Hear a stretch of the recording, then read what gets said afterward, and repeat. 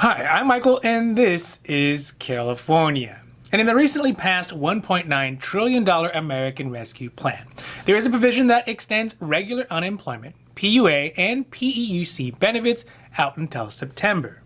Additionally, it includes a continuance of the $300 a week boost to a person's regular UI benefits.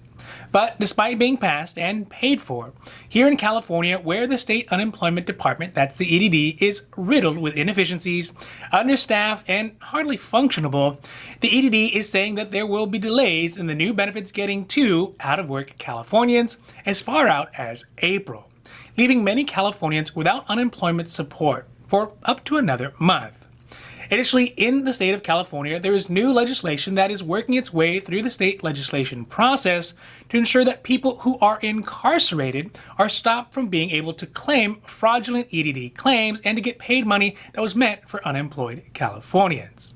So today we are talking about the delay that the EDD expects in the extended unemployment benefits for millions of Californians, a new state-based legislation meant to ensure unemployment checks don't go to people who are in prison, and the continuing woes that the EDD is facing with answering their phones.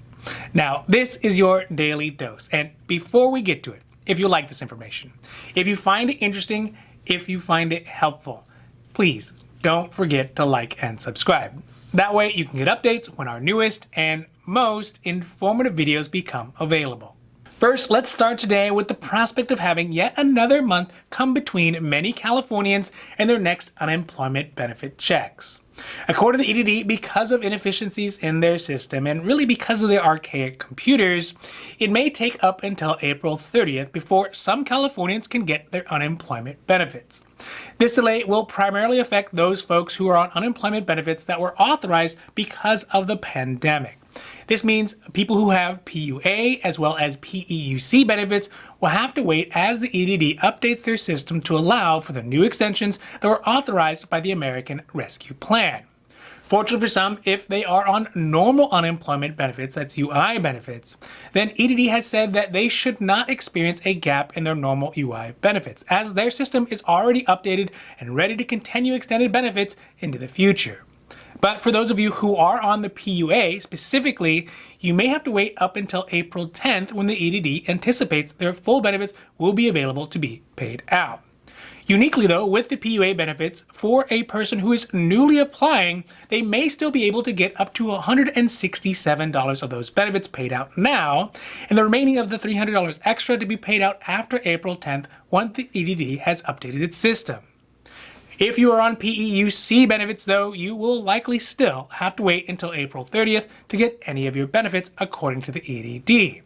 Luckily, once all the system updates have been done, they will end up paying out all the back due cash that was missed for those weeks that didn't get paid. Following up with the disastrous, fraud-filled year of unemployment benefits that was 2020, California legislators have put together a bill that is making its way successfully through the California legislative process that is designed to make it harder for an incarcerated person to be able to make fraudulent claims for unemployment benefits. In the last year, it was anticipated that nearly as much as $1 billion of state and federal unemployment benefits went to prison inmates who used their social security numbers and personal information to legally qualify for regular UI as well as pandemic unemployment benefits. Just in San Quentin alone, it's estimated 133 inmates on death row had filed for EDD claims. The new bill will require that EDD cross-check all of their unemployment benefit claimants' social security numbers against the numbers that are in the current prison system, and then deny any claims that are made by an incarcerated person.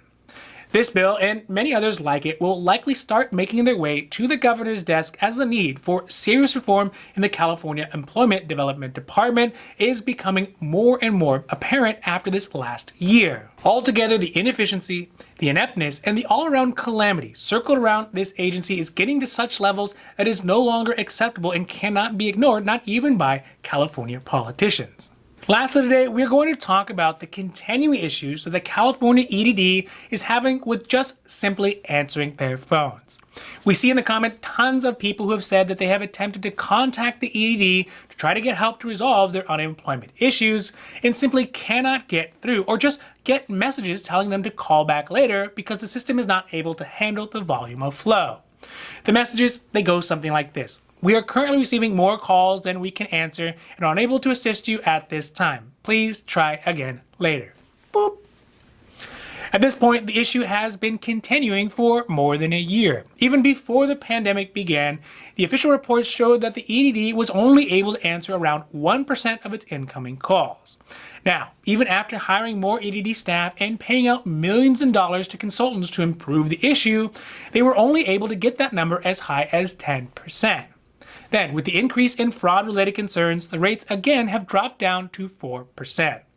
Leaving millions of Californians without a way to resolve any number of issues that are currently hobbling their EDD benefits. Even members of the state government, like Assemblymember David Chu from San Francisco, says, quote, "We're giving the EDD in the past year the budget authority to hire over 5,000 new staffers, who I understand were being trained since the early part of the pandemic.